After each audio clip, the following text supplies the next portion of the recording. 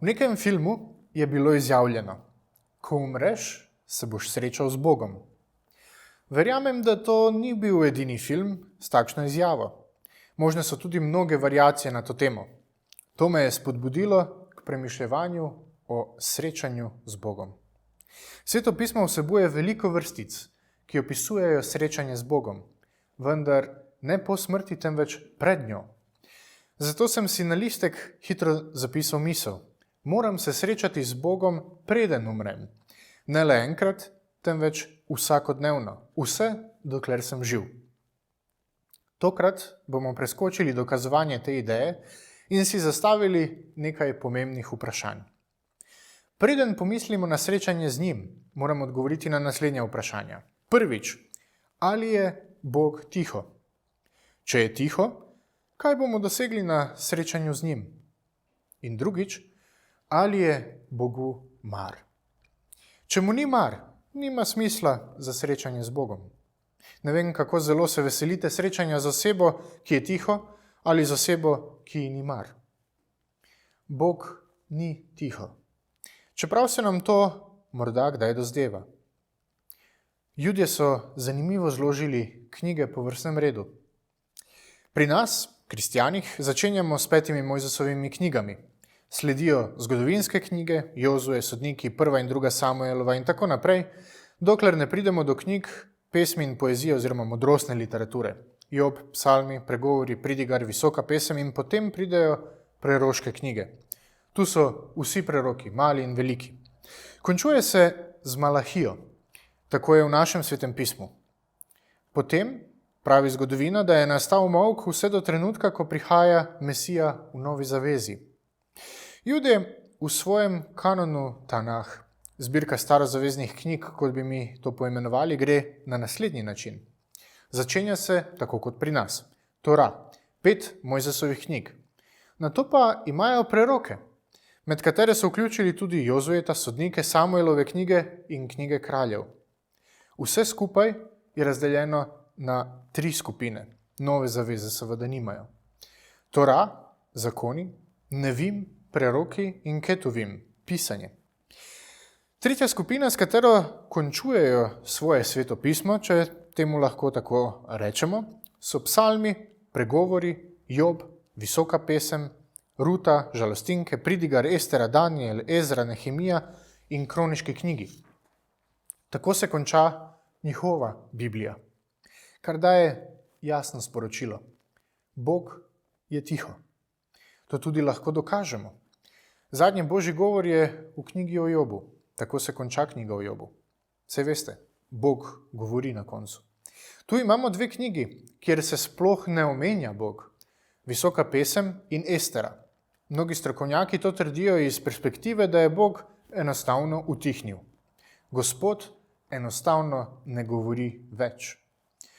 Če Bog utihne in če več ne govori, potem takem ni nevarnejše situacije za grešnega človeka na tej zemlji, kot je ta. Če je Bog utihnil, ni nevarnejše situacije, kot je ta za njegovo ljudstvo. Posledično so se v tem času pojavila čudna besedila, ki so govorila nekako takole: Bog, zakaj si tiho? A je možno, da nam nimaš kaj zapovedati? Srečajmo se z Bogom, dokler smo živi. In bodimo prepričani, da ni tiho. Morda se nam zdi, da je tiho. Morda se sprašujemo, a je možno, da nam nimaš kaj zapovedati. Težava ni v njem, temveč v naših duhovnih ušesih. Bog ni tiho. Med psalmi lahko najdemo morje različnih vsebin, skoraj kot vojo. Od otožnih do veselih psalmov, od slavljenja, miru in poguma do strahu, nemira in skrbi, ki jih avtorji izražajo. Psalm 77 je precej zanimiv. Namreč Psalm 77 od 8. do 10. vrstice pravi naslednje: Nas bo mar Gospod na veke zavračal, ne bo nikoli več dobrohoten? Je zavedno izginila njegova dobrota? Je končal izrek za vse rodove? Je Bog pozabil biti milostljiv? Je v jezi zaprl svoje usmiljenje? Ali je možno, da je Bog pozabil biti milostljiv? Če nismo prepričani, da je Bog milostljiv, ne veselimo se srečanja z njim. Potrebujemo srečanje z Bogom, ki je milostljiv. Podobno je zapisano v Izaiji, vendar večkrat to vrstico preskočimo, tokrat pa jo bomo prebrali. Izaija 49, 14. vrstica. Hči Sionska pa pravi, zapustil me je Gospod, Gospod je pozabil name. Izraelci so menili, da jih je Bog zapustil in pozabil nanje. Sledi odgovor, ki ga dobro poznamo. 15. in 16. vrstica 49. poglavja Izaijine knjige.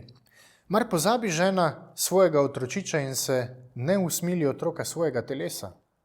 A tudi, če bi one pozabile, jaz te ne pozabim. Glej, na obe dlani sem te napisal, tvoje obzidje je vedno pred menoj. To je celoten kontekst, ki ga moramo vzeti kot celoto.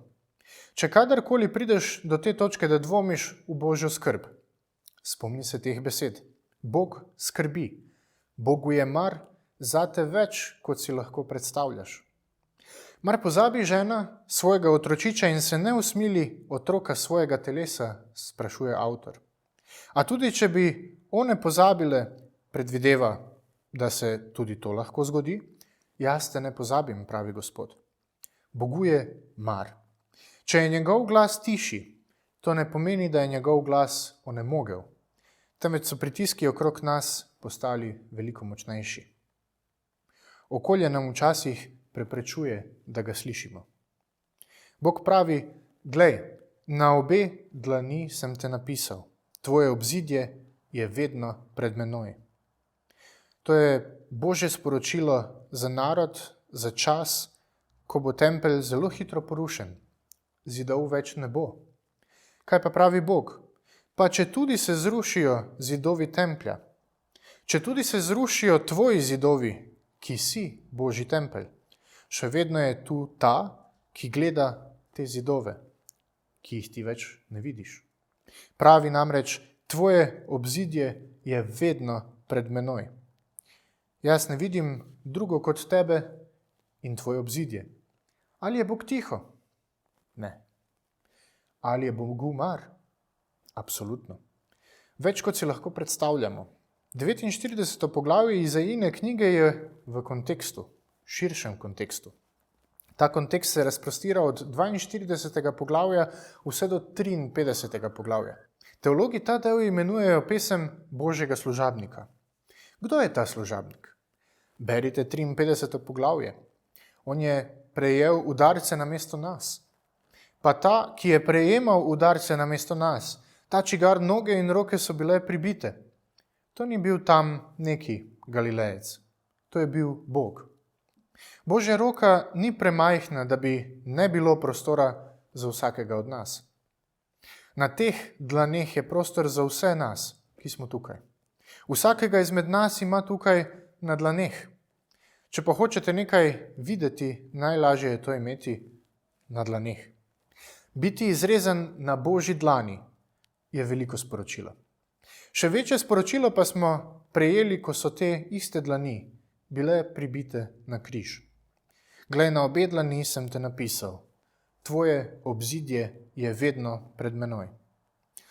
V tem besedilu Bog pravi, jaz nisem tiho. Jaz še kako skrbim. Meni ni vseeno, kaj se dogaja z mojimi otroci. S Severnim kraljestvom, z Južnim kraljestvom in z vsemi ostalimi. Čas, v katerem je bila tišina, je bila zaradi ljudi. Luther je nekoč dejal, da je najboljši kuhar, saj veste kaj. Malce bom še počakal, da premislite.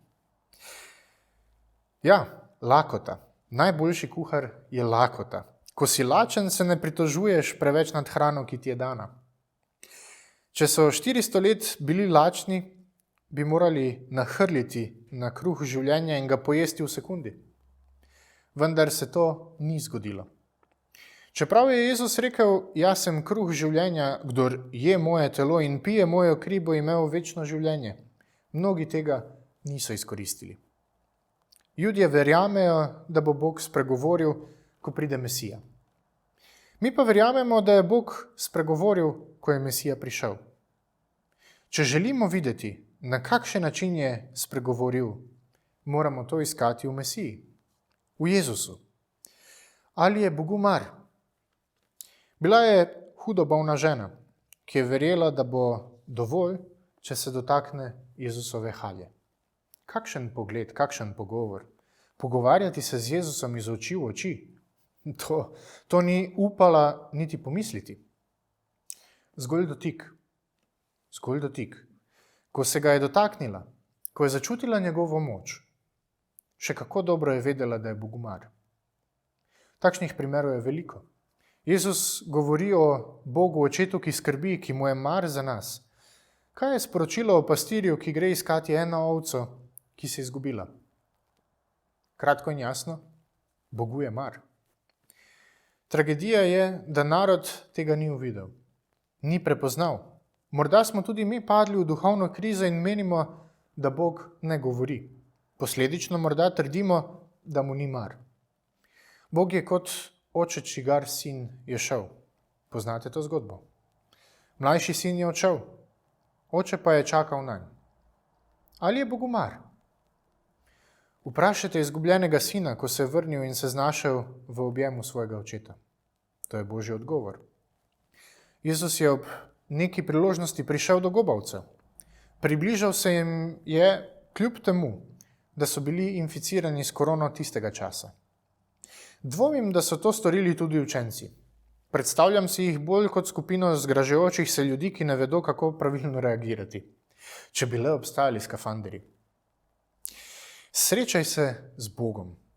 Srečaj se z Bogom vsak dan znova, večkrat dnevno.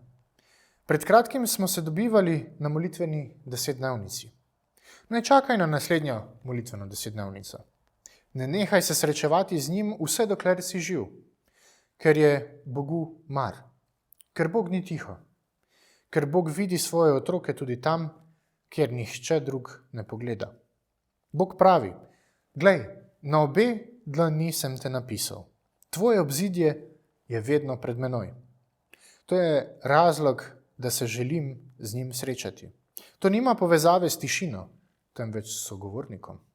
Nima povezave s smrtjo, temveč življenjem. Pripravi se na srečanje z Bogom, ker te ima na dlaneh, ker smo njegovi in ker smo v njegovih očeh dragoceni. V Hebrejcem 1. poglavju prvi 2 vrstici ne govorite, da je velikokrat in na veliko načinov Bog bil tiho in da je v poslednjih dneh prav tako bil tiho. Vendar pravi Hebrejcem 1 in 2, da je velikokrat in na veliko načinov Bog nekoč govori očetom po prerokih. V teh dneh poslednjega časa pa nam je spregovoril po sinu.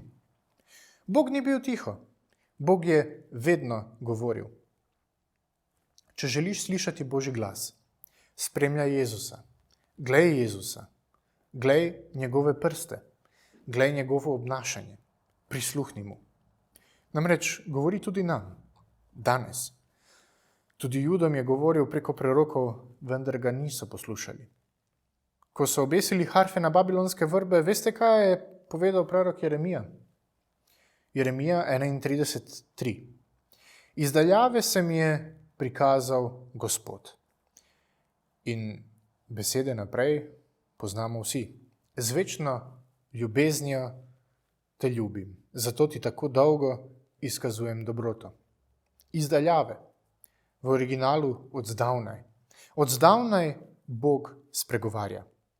Srečajmo se z Bogom, ki je milosten, ki je skrben in ki še kako govori. Amen. Dragi Bog, hvala ti za sporočilo upanja, sporočilo, da ne le slišiš, temveč tudi spregovarjaš. Da ti je mar, da si milosten. Velikokrat, morda smo tudi sedaj, v tem trenutku, v veliki stiski. Stiski, iz katere ne vidimo izhoda. Stiski, v kateri ne slišimo tvoj glas. Morda smo pomislili, da si nehal govoriti. Morda smo pomislili, da si na nas pozabil. Da si pozabil biti milostljiv. Da si zaprl svoje usmiljenje. Dragi Bog, hvala ti, ker nas spominjaš, da smo zapisani na tvojih dlaneh, da nas nisi pozabil, še več, da nas ljubiš in spregovarjaš od zdavnaj. Pomagaj nam, da to slišimo. Pomagaj nam, da spremljamo tvoje korake. Pomagaj nam, spodbudi nas, da se srečamo s teboj, da se srečujemo iz dneva v dan, vse dokler naše srce tiktaka, vse dokler smo živi. Hvala ti, ker slišiš, uslišuješ, spregovarjaš, skrbiš in ljubiš. Amen.